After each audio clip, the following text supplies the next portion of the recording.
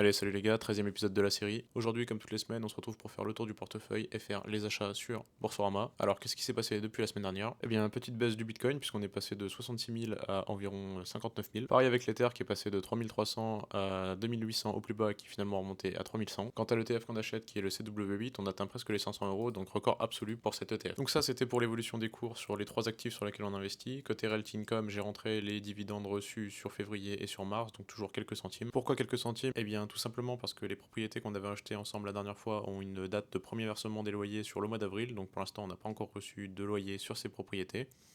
Et celle qu'on a achetée qui est au Panama n'est pas louée du tout pour le moment. Mais c'est pas grave, on continue de toucher nos loyers déjà sur une propriété, donc on continue comme ça et on investira un petit peu régulièrement tous les mois pour acheter une nouvelle part de propriété. Entre temps également, entre la semaine dernière et aujourd'hui, ce que j'ai fait, c'est que j'ai essayé d'investir dans une crypto, ou plutôt dans des cryptos sur le réseau Solana, parce que j'ai vu qu'il y avait pas mal de cryptos liés au même qui perçaient et qui faisaient des x5, des x10, des x20. Donc j'ai essayé de faire pareil. Donc j'ai passé un peu de temps sur ce site, Dex Screener, pour regarder les nouvelles cryptos qui sortaient. J'ai essayé de me positionner en achetant 1 ou 2 dollars de crypto sur différentes cryptos. J'ai réussi à faire des x5, des x10 sur certaines. Sur d'autres, j'ai perdu mon argent. Donc finalement, au total, je suis revenu à l'équilibre et j'ai préféré sortir et laisser ça de côté. Néanmoins, ça m'a quand même fait investir l'équivalent d'un sol. Donc j'ai acheté un sol. Ce qui est un peu bête puisque là le sol est revenu à 160 dollars alors qu'il était à 9 dollars il y a 6 mois. Mais bon, c'est pas grave, ça veut dire qu'on diversifie aussi notre part de crypto-monnaie, puisqu'on a maintenant du Bitcoin, de l'Ether et du Solana. Le Solana, on va le garder, on va pas en racheter de plus, mais on va le laisser de côté. Et donc là où j'ai cédé un peu à l'appel des sirènes en regardant les graphiques, c'est finalement qu'en regardant toutes les cryptos, les nouvelles cryptos qui sortaient, qui sont bien sûr des cryptos qui ne durent pas longtemps, qui sont à moitié des Ponzi ou à moitié des arnaques. Il y a quand même des gens qui arrivent à se positionner relativement tôt et à sortir suffisamment tôt pour faire un gros bénéf. Donc là, vous voyez par exemple qu'il y a un mec qui a investi 2000 dollars et qui a réussi à sortir à 600 000 dollars. Alors bon, combien de fois est-ce qu'il a investi 2000 dollars et combien de fois il a perdu ses 2000 dollars pour en sortir 600 000, je ne sais pas. Mais en tout cas, cette opération, il l'a fait en une fois. Et après, on voit qu'il y a également d'autres personnes qui investissent des plus grosses sommes, comme lui qui a mis 2,7 millions et qui a sorti 500 000 dollars de bénéfices. Donc bien sûr, il faut avoir du capital de départ, mais vous voyez celui-ci avec 2,60 $ qui a sorti 400 000 dollars. Faut être là au bon moment et il faut faire les achats correctement. Mais bon, voilà, j'ai essayé, j'ai pas réussi, et j'ai préféré laisser ça de côté parce que je trouvais ça trop chronophage et trop aléatoire. Néanmoins, j'ai quand même rajouté le Solana donc dans notre récapitulatif de toutes nos possessions, tous nos actifs.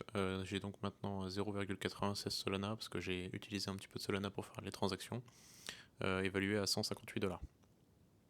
Ce qui amène donc notre portefeuille à 45 305 euros et on n'a pas encore fait les investissements du mois. Donc là, pour le moment, on a investi 650 euros ce mois-ci. Là, je vais acheter probablement 2 parts d'ETF Monde. Là, on sera sur un mois donc à 500 fois 2000 à 1600 euros d'investissement et ça permettra de rattraper un petit peu le manque sur le mois de janvier. Donc comme d'habitude, je vous retrouve sur Boursorama. J'ai déjà viré les fonds sur Boursorama, donc je vais acheter une action, donc c'est très facile. Je clique sur le bouton A pour acheter, V pour vendre. Donc là, je vais sélectionner acheter, je vais mettre 2 actions, ordre au marché, je valide. Alors finalement, après avoir regardé les frais liés au passage d'ordre, je vais faire 2 achats d'un ETF pour avoir des achats sous la barre des 500 euros, puisqu'en dessous des 500 euros, les frais sont moindres, économise quelques euros. Donc le premier achat qui a été exécuté à 499,29 € et le deuxième achat, donc j'achète. Et voilà, donc 2 achats à 499 que je vais enregistrer à 499,31 dans mon portefeuille. Donc je vais sur Deposit Account, je vais considérer que j'ai déposé 1000 euros de cash sur Boursorama. Ensuite, je vais sur le PEA Boursorama, j'achète donc 2 actions de l'ETF Monde.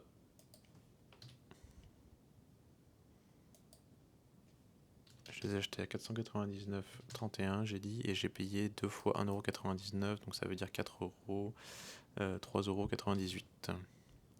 Donc j'enregistre. Et voilà, donc cette fois on passe les 46 000 euros, 46 300 euros. Bon, forcément avec la somme qu'on a investie, ça progresse. 8 300 euros de delta de gain entre l'investissement et le total du portefeuille aujourd'hui. 12% au total en cumulé sur 2024 et 2,3% sur le mois de mars. On est dans les clous là de notre objectif mensuel d'investissement, donc avec 1600 euros, donc ça fait 1600 plus 1300, 3000, 3006 sur 3 mois, donc on est sur une moyenne à 1200 euros par mois. C'est un peu plus que ce que j'avais prévu, mais c'est pas grave, ça nous fait prendre de l'avance sur les investissements. J'ai pas eu le temps de me renseigner sur les S&P 500 sur lesquels je voulais investir et savoir à quel endroit ouvrir mon compte CTO. Donc bon, bah, je repousse ça la semaine prochaine, voilà les aléas de la vie. Je vais essayer de faire ça vraiment pour la semaine prochaine, de pouvoir vraiment commencer à investir sur un autre ETF.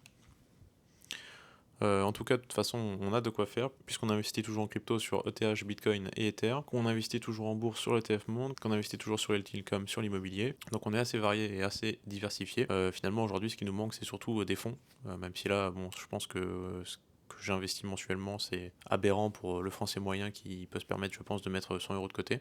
Mais bon, on a un objectif à atteindre, donc on fait tout pour et on essaie d'économiser le maximum possible. Je vous rappelle que si vous voulez commencer à investir sur Boursorama comme moi, vous pouvez vous inscrire via mon lien de parrainage en description. Moi, je touche une petite prime de parrainage et vous aussi. Et l'intérêt, c'est qu'avec cette prime de parrainage, vous pouvez commencer à vous faire la main sur les actions, essayer de voir comment se passent les transactions, acheter et vendre. Et ça vous évite de perdre de l'argent puisque finalement, vous utilisez l'argent offert par la banque. Donc voilà, c'est tout pour cette semaine. Si vous avez des idées de vidéos ou des sujets que vous souhaitez que j'aborde dans les semaines à venir, bah, n'hésitez pas à le mettre en commentaire. En attendant, si vous voulez savoir comment j'en suis arrivé là, eh bien, je vous mets la playlist avec tous les épisodes précédents. Et sinon, je vous souhaite un bon week-end et je vous dis à la semaine prochaine. Salut!